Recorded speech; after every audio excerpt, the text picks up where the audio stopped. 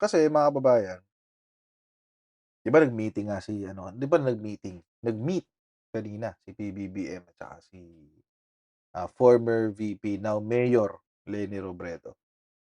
At it really made waves 'no. In fact na ano nga bigla ngang natabunan yung announcement ni ni Sara Duterte. Na siyang pangulo, eh, biglang, oh, wala na, out of the window, oo. Natabunan.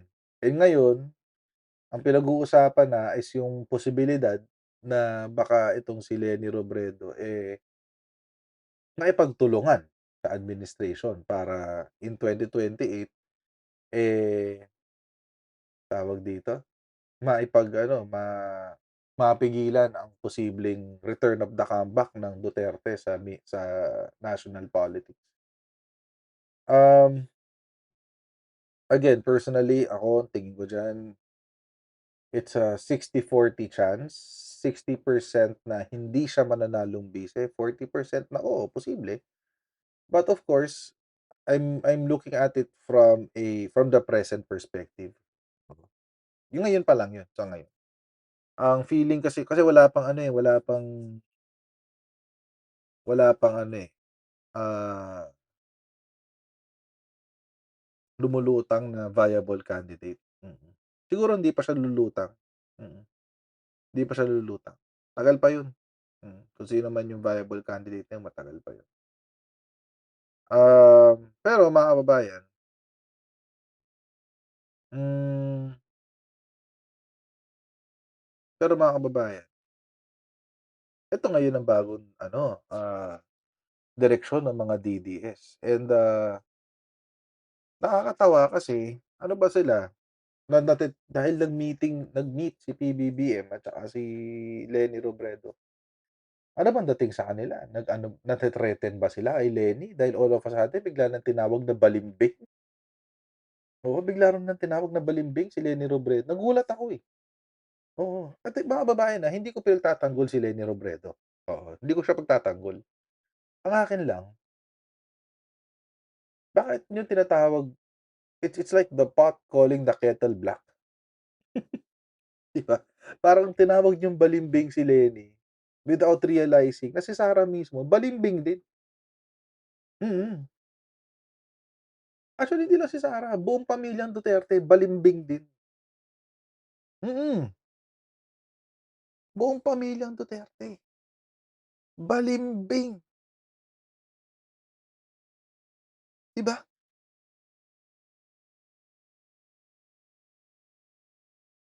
Sabihin nating totoo na balimbing itong si Leni.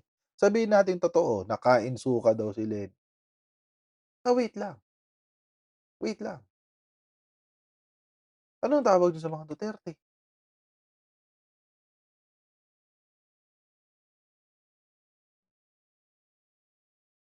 'di ba? Anong tawag niyo sa mga Duterte? Balimbing din naman sila. Hindi lang balimbing, mga hudas pa, mga traidor. At ang tinatraidor, hindi lang mga kaibigan, hindi lang mga kasamang, pulitiko, ang tinatraidor nila ng mga pamilyang Duterte, buong Pilipinas. No joke, no joke. Pero kasi ito nga, pakita ko lang ha, anong sabi, 'yan, 'yan, sabi, oh, "Tapos ngayon kinain na ang mga sinabi, ha, ha, ha. Same lang kayo ng kulay balimbing," sabi. Ito yung election po binlan ako nanandaya, ilang beses ko siya natalo sa Supreme Court, unanimous ang decision, 15-0. Pero ang narrative niya dinaya pa din siya, so parang wala ng redemption, talagang ang sinungaling sa umpisa, sinungaling din sa kahuli-hulihan. Kawawa yung mga Pilipino na napapaniwala, sabi ni Leni. Tapos, present, busy po ngayon ang kawan DP para linisin ng ano, bla bla bla, iyan pong bibisitahin ng ating pangulo. Totoo po na bibisita siya at makakasama niya po ang Mayor Leni Robredo ng Naga City sa February 21, Sabado 'yan ang abangan niyo, sabi ni Yusek Claire. Ah, Hindi ko kasi nakikita yung pagkabalimbing, eh, mm. Or siguro kasi bobo lang talaga ang mga DDS. Siguro bobo lang talaga ang mga DDS guys, kasi lahat ng ano, lahat ng mga bagay nakikita nila sa lente ng pulitika. And to some degree, sige mamaya, mamaya, I'm getting ahead of myself. Hmm, uh tapos ito pa isa sabi, ayan balikan daw ang sinabi ni Lenny, Balimbing, et cetera, et cetera. It's the same thing, pare-pareho pa ng post, oh. Iniba-iba lang yung caption, pero it's the same post, see? So, obviously mga troll farms ang tumatrabaho nito, tapos pinapakalat lang ng mga troll farms. Ayun 'no, kasi obvious naman, eh, mm, 'di ba? Oh, Balimbing, et cetera, et cetera. Um, Ako kasi mga kababayan, ito pa isa, ayan, it's the same ano, same, video lang din 'yan, iniba lang ng umpisa, Balimbing, et cetera, et cetera. So, obviously this is a troll farm. Troll farm 'yan, very, very obvious. Oh, very, very obvious, troll farm 'yan. Ngayon mga kababayan, ang weird lang kasi 'pag ba kumampi si Lenny kay Sarah, balimbing pa rin ba siya? Hmm, kasi 'di ba may mga tao na nung panahon nung eleksyon na gusto nila Robredo Sara. May kilala ako na Robredo Sara ang ginawa noong 2022. Oo, Robredo Sara siya. Hmm, paano 'yun, 'di ba? Balimbing ba siya 'pag kay Sara siya kumampi? Siyempre hindi na, hindi na siya balimbing. Kasi kumampi na siya kay Sara, eh, hindi na siya balimbing, 'di ba? Gano'n ba 'yun mga DDEVs? Mm, gano'n ba 'yun? Paano 'pag makapili or 'di paano 'pag ano muna, 'pag, traitor, 'yun na lang. Kasi mga kababayan baka ho nakakalimutan niyo nung, panahon ng 2010 hanggang 2016, ang pamilyang Duterte ho, lahat sila Liberal Party.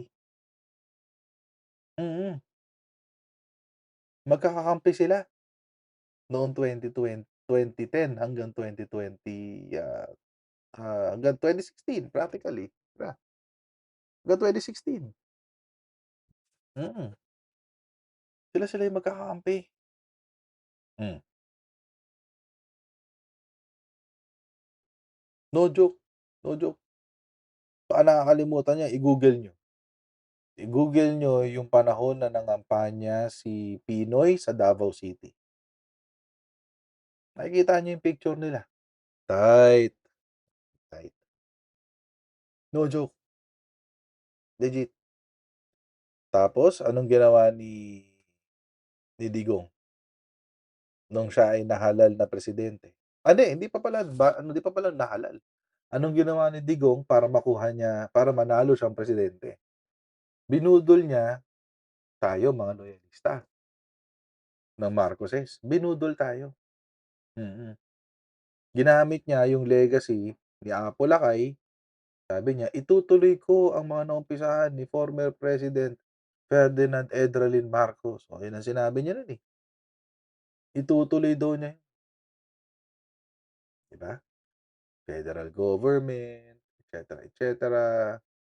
Yun ang sinabi ni Digong. Sabi pa nga niya at one point, "Kapag nanalo akong presidente, gagawin kong vice presidente si Bongbong Marcos." Naalala niyo yun? Hmm, 'di ba? Actually, come to think of it mga kababayan, paano niya sasabihin na nagda-drug si Bongbong Marcos, eh, willing nga siyang gawing vice presidente nung 2016. Hmm, may sinabi pa siya, "'Pag nanalo si Bongbong Marcos na presidente magre-resign ako, na vice presidente magre-resign ako para siya maging presidente." Naalala niyo yun? Nakakalimutan niyo na. Hmm, 'di ba? Mga kababayan, sinabi niya 'yan lahat ng 'yun para makuha niya ang boto ng mga loyalista. Kaya may 16 million siya, see? 2016 pa lang ginamit na ng mga Duterte ang Marcos para makapunta sa na para makapasok sa national politics. 2022 ginamit pa rin ng pamilyang Duterte, si PBB ang mga Marcoses para mag-stay sa national politics. Hmm, see? So, by doing that mga kababayan, anong ginawa niya? Tinraydor niya yung dati niyang partido. Oo, yung Liberal Party. Mm, 'di ba? Tinraydor niya yung dati niyang partido, yung Liberal Party. Nung una himod-tumbong siya kay ano, kay pangalan nito, kay, Pinoy tapos all of a sudden nung gusto niyang tumakbong presidente, bigla siyang Marcos Marcos, 'di ba? Tindi, ang tindi guys. Hmm, no joke 'yan, legit 'yan, hindi 'yan joke. Paano naman si Digong 'yun, paano kay Sara Duterte? O baka nakakalimutan ni Sara Duterte 'to, hmm, 2015 'yan, anong tawag niyo dito? Hmm, balimbing, balimbing din pala 'to si Sara, eh, 'di ba? Balimbing din pala 'to si Sara, eh.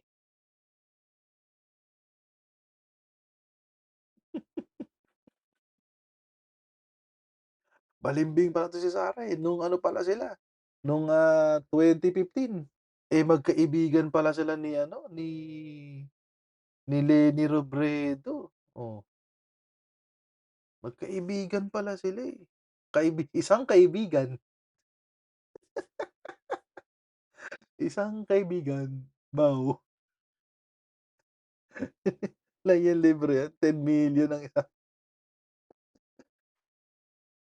'di ba? Ano, sabi ni Pinos, "Hayop na buhok yan." Oo, sabi ko nga sa inyo ano siya, eh, unhinged. Psychotic nga kasi kaya napagtripang magpakalbo. Feeling G.I. Jane, 'di ba? Oh, paano 'yan? Friends daw sila ni Lenny. Pakipaliwanag nga mga DDS. Oh, sinong balimbing? Nung 2015 para manalo, oo, para manatili sa kapangyarihan sa Davao City, nag-Liberal Party. Hmm, 'di ba? All of a sudden nung nanalo na yung tatay, bumuo ng sariling partido, yung HNP, Hugpong ng Pagbabago, oh, 'yan. Wala na yung kaibigan. Oo, tapos nung 2022, hmm, yung kaibigan niya si Leni Robredo tumakbong presidente, oh, kanino siya tumakbong bice-presidente? Doon sa sure-win kay PBBM. Oh, yun ang balimbing, ang lala, 'di ba? Pero anong sasabihin ng mga DDS diyan? "Ay hindi, political strategy lang yan, hindi balimbing, strategy lang yan." Hmm, F to the U. Yun ang sasabihin ko sa inyo, mga DDS kayo, F to the U. Sasabihin ko sa inyo, mga ano, binobola niyo yung mga sarili niyo. Oh, political strategy lang yan, sa salitang kalsada, balimbing, 'di ba? 'Di ba? Ganun lang kasimple yun. No amount of, tawag dito, um, ah, no amount of pambobola will change that fact. Mm. Political strategy lang yan, chess master si Sara Duterte, blah, blah, blah. Okey, o di ibig sabihin, kung political strategy, o di balimbing. Back to you, it always comes around, back to you. Hindi raw siya G.I. Jane, G.I. joke daw. Puwede ring GAGO. Puwede rin kay Sara Duterte yun. Hindi siya G.I. Jane, G.A.G.O. siya gano'n. Puwede rin yun, puwede. Oo, 'di ba? Mm, puwede yun. 'Pag type mo, 'di ba kaya nakakatawa, eh. Nakakatawa na lang yung mga kalokohan nitong mga 'to, eh. Kasi tulad niyan, friends daw sila, oo. Ayan po, oh, Lenny and Sara Duterte, friendship beyond politics. Ano beyond politics pa, guys? Ang lala. Sabi ni Sara, "I hope politics" ay, 'di si ano pala, si Lenny, "I hope politics will not ruin our friendship." Sabi, ayun, oh. Mm, 'yan, oh. Friends daw sila, eh, 'yan. Nag-hi lang naman daw, oo, sino ba 'to? Si Sara, oo. Ayan, oh, 'di ba? They're friends. Beyond politics. Friends friends beyond politics, guys. So, kung balimbing si Lenny, anong tawag niyo kay Sarah? Hmm. Actually, ako may dalawa akong tawag sa kanya, balimbing na ahas pa, malala siya.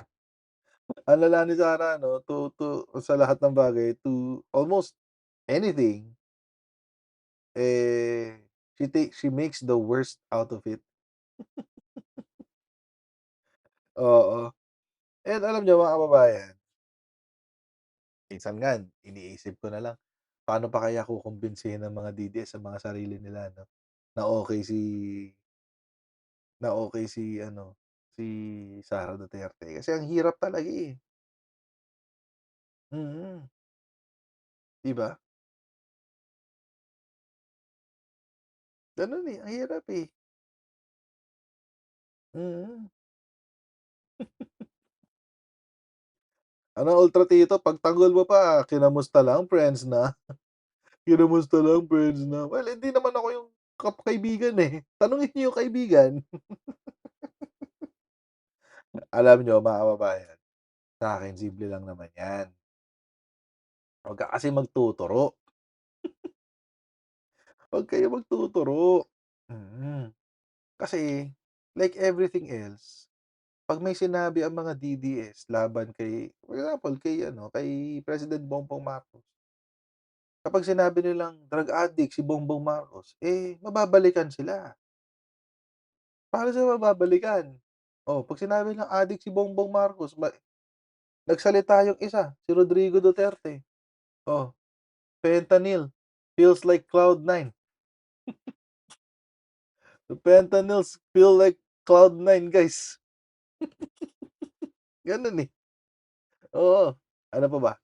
Ah, Sabi ni Digong, nagda-drugs daw si PBBM tapos all of a sudden biglang siya pala yung nagmamarijuana, ano, siya pala yung nagmamarijuana, siya pala yung nagda-drugs, ang lala. Well, hindi naman talaga drugs ang marijuana, pero siyempre it is still a prohibited drug sa Pilipinas. So, sorry kayo. Tapos yung mga anak pa pala yung nagda-drugs, oh. Wake and bake, wake and bake, guys, wake and bake, 'di ba? Gano'n lang kasimple, eh. Mm. Tapos napapansin niyo ba ngayon kumakalat yung mga video ni Sara Duterte na mukha siyang eng-eng? Oo, napapansin niyo ba yun? 'Di ba, ang lala. Ano daw? Ah, Mag-support daw sila kay Sara sa 2028 kasi yun daw bilin ni karton, sabi ni Joyce Ong. Yung auntie daw niya na taga Davao magsu-support daw kasi yun daw ang sabi ni Duterte. Okey. Oh, 'di siya, bahala siya. Hindi naman siya ang buong Pilipinas, eh. Pero alam niyo ang pinakamalalang ano, so yun nga 'di ba si Sara is, tawag dito, balimbing na, traidor pa. Pero para sa'kin ang pinakamalalang katraydoran na ginawa ni Sara Duterte, yung patuloy niyang panliligaw sa China, mm. At patuloy niyang pagkampi sa China. lalo na sa usapin ng West Philippine Sea. Mm. And I think that's critical, eh. I think that's critical is for every Filipino to realize na may gano'ng threat, oo. Si Sara Duterte is not a threat to politicians, kung tutuusin. Hindi siya banta sa mga pulitiko. Mga kababayan, si Sara Duterte po ay sa banta siya sa Pilipinas. Mm, mm. No joke 'yan, no joke 'yan. Hindi dahil sa ano, hindi dahil sa, hindi ako supporter ni Digong kaya ni Sara kaya sinasabi ko 'to. Hindi dahil sa disillusioned ako sa mga Duterte kaya sinasabi ko 'to. Well, partly, siguro partly. Pero kasi kung babalikan niyo yung history, kaya ako sinabing balimbing, eh. Wala silang ibang tinatayuan maliban sa sarili nila. Kung ano yung pabor sa kanila, yun ang gagawin nila. Kaya para sa kanila kung pabor ang China, yun ang gagawin nila. Kung binabayaran sila ng China ng malaki para magkaroon ng impluwensiya sa Pilipinas, yun ang gagawin nila. Hindi nila kokontrahin yun, pera yun, eh. Eh, mukhang pera 'tong mga 'to, eh. No joke, walang prinsipyo, walang prinsipyo. Wala siyang prinsipyong pinaglalaban. Ang pinaglalaban lang niya, wallet nila.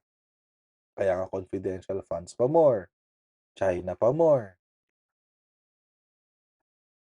at the expense of our own sovereignty kakampihan niya ang China.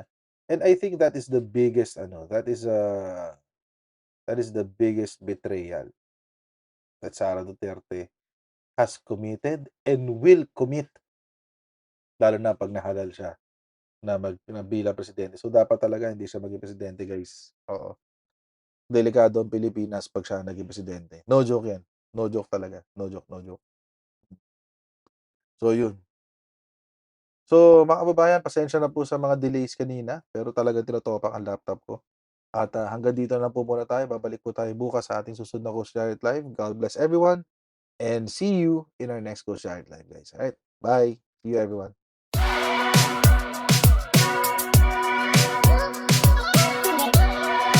'Pag gano'n, huwag natin gawing tanga mga Pilipino. Mas maganda kasi nasa lugar ka ng tama kaysa yung pinipilit mo yung pagkakamali.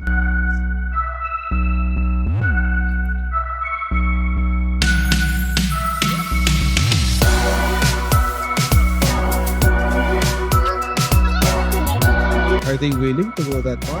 Hindi nakakalimutan ng Pilipino yan hangga't di nasasagot. Sino ngayon nagsasabi ng totoo?